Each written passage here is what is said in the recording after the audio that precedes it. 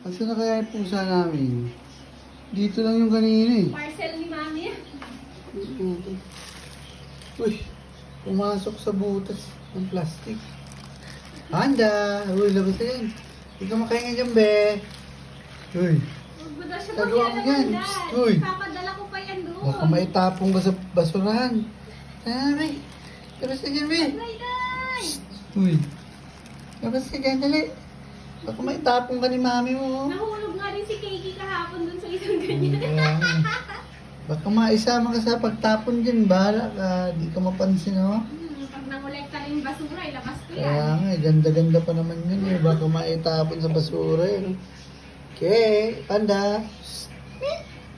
Labas na dali. Tapon natin itong basura dali.